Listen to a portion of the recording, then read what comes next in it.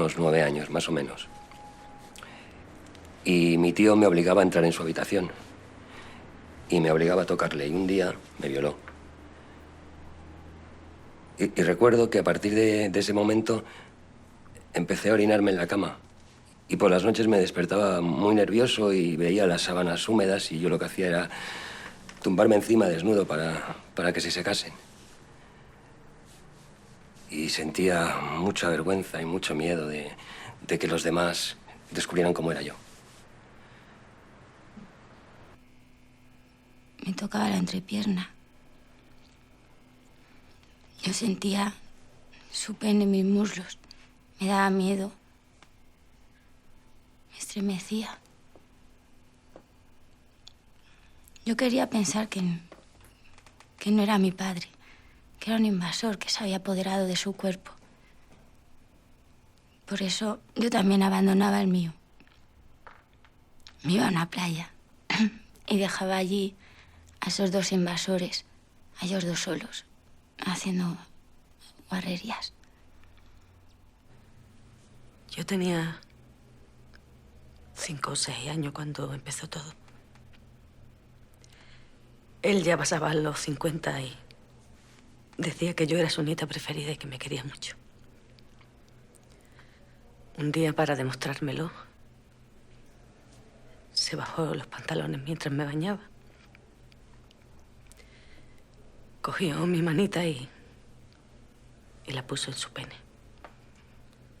Me dijo que íbamos a jugar a un juego. Y se corrió encima, sobre mi cuerpo. Yo no recuerdo de pequeño haber recibido nunca cariño. Y eso es lo que me convirtió en un blanco fácil. Sobre todo si la persona que yo sentía que me quería dar cariño era un profesor al que admiraba.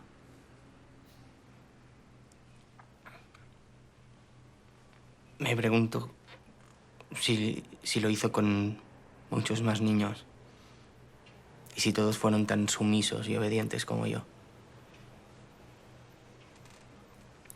Me llevaba a su casa, me desnudaba y me ponía películas porno. Me decía que eso era lo que hacía la gente que se quería. Y yo quería que me quisieran. O sea que me dejaba hacer. Hasta los 15 años, yo solo pensaba que todo era una pesadilla. Que un día me despertaría y me daría cuenta que todo solo había sido un mal sueño. Y me pellizcaba para lograrlo. Sobre todo cuando él venía a mi cuarto para que le tocara. Pensaba, ya es otra vez aquí este pesado. Y se lo hacía rápidamente para que me dejara en paz. Solo es un momento, solo es un momento. Me lo repetía a mí misma para animarme y darme valor. Y me pellizcaba mientras se lo hacía para despertarme de una vez. Me tocaba y me manoseaba. Y yo me excitaba y tenía orgasmo. Y sentía terror.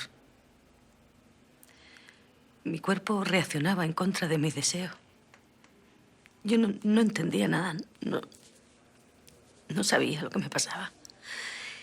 Crecí pensando que tenía un monstruo ahí, escondido en mis entrañas.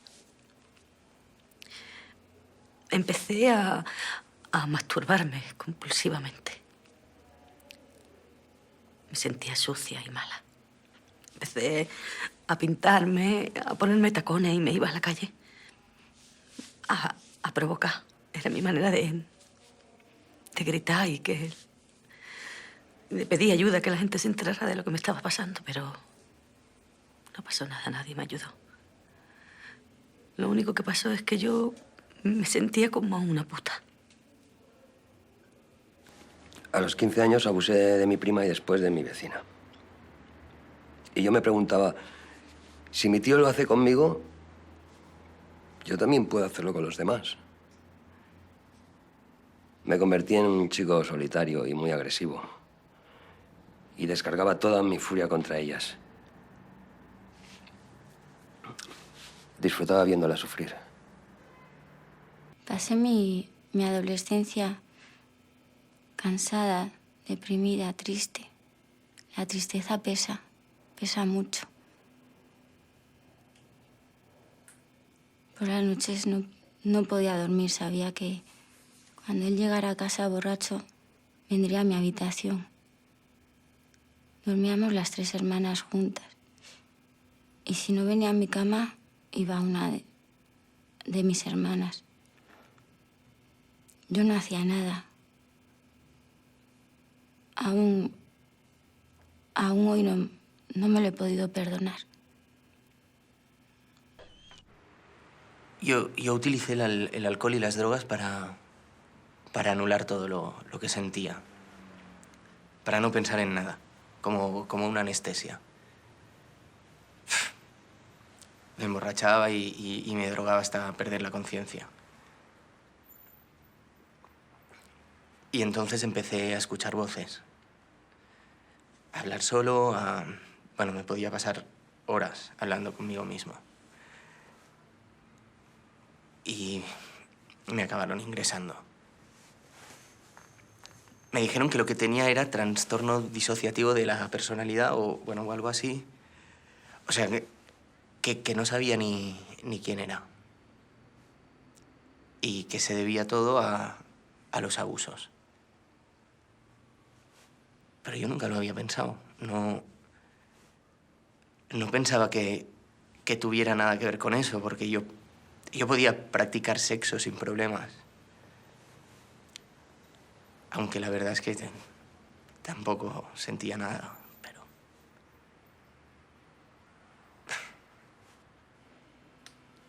Me pasaba el día comiendo. Me daba unos atracones. Luego me dolía el estómago y vomitaba. También hubo una época que fui anorésica. Estaba siempre asustada. Tenía ataques de pánico, de terror. Incluso podían durar 5, 6 horas, días enteros. No salía de casa, me quedaba allí encerrada.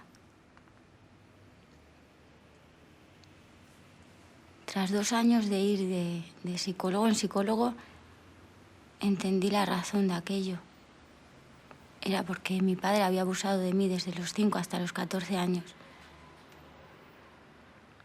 A veces me pregunto por qué no le di una patada en los huevos y salí huyendo. Mi primer amante fue papá.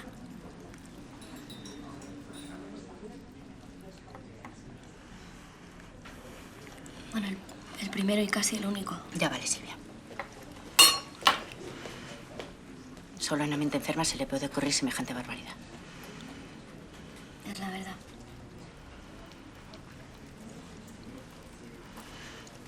Estás enferma, hija.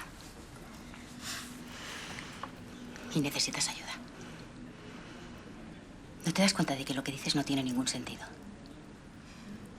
Que son imaginaciones tuyas. Ya, imaginaciones mías. Mis paranoias de siempre, ¿no? Como cuando nos dejaste y te pedí que me llevaras contigo. Te dije que no podría soportarlo, que me moriría.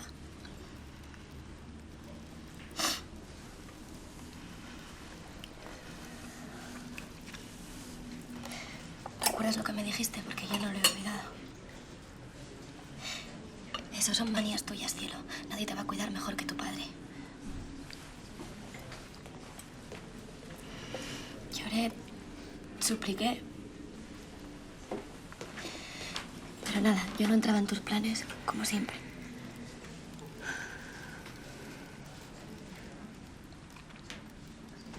Pensé que me odiabas. Que lo sabías todo y por eso te ibas.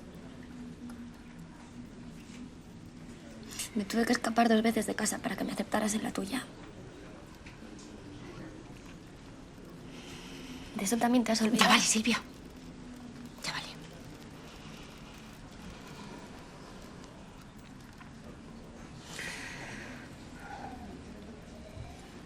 ¿De verdad no sabías nada de lo que pasaba?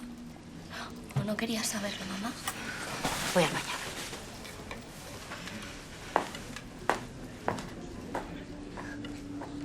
mi tío me aleccionaba de cómo tenía que hacer las cosas y él se sentía orgulloso de mí.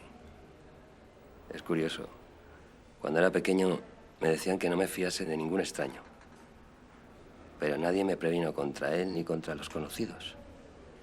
Pues sí, yo también cometí el mismo error. Todos nos equivocamos, Rosa.